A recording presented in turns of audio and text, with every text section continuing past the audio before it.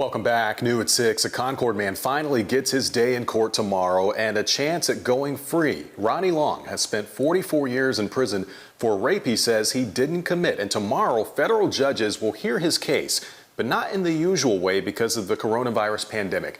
WCNC Charlotte defender Michelle Bowden has been following this story for years. She joins us with this new chapter.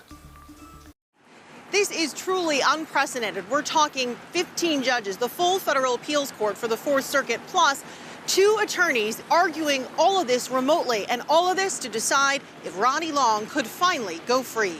Yeah, I got hope every day. That's what keeps me scribing. Ronnie Long has been surviving for 44 years in prison for a rape he says he didn't commit, and the evidence seems to show he's telling the truth. We went to prison to talk to him about the possibility of an appeal coming through. Do you think you're getting out? Yeah, one day. On Thursday, Ronnie Long's case is finally being heard. But never in my wildest dreams could I have imagined that. Innocence Project attorney Jamie Lau took Long's case 5 years ago. He could never have guessed he'd someday be getting ready to argue for Long's freedom over the internet. 5 years ago, if you had told me that we would be on the verge of having a hearing in front of the full 4th Circuit and a pandemic would shut things down, I would not believe a word you were telling me. I would say it's straight from a science fiction novel. But we all know just how real it is. So on Thursday, Lau will argue the case over the internet with 15 judges tuning in from home.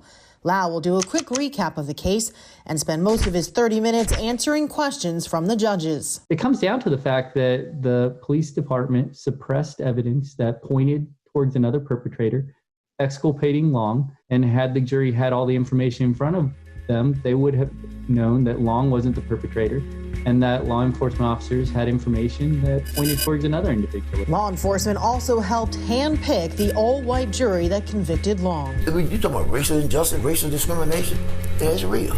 I'm living it, and I feel it though one day, as long as I keep chipping, one day I'm gonna walk out of here. Mr. Long is innocent. That evidence would have revealed that. And it's time that the court finally reverse his conviction, and Mr. Long is set. The thing, all I'm asking you to do is apply the law. Do what the law say do. If they do what the law say do, then I can walk out of here. The hearing will be broadcast live, although it could take weeks or even months to have a decision from all this. We're told Ronnie Long himself likely won't be able to hear the hearing because of internet access at the prison. We did check in with the state for comment. They told us they could not talk about ongoing litigation. Reporting in Charlotte, Michelle Bowden, WCNC Charlotte.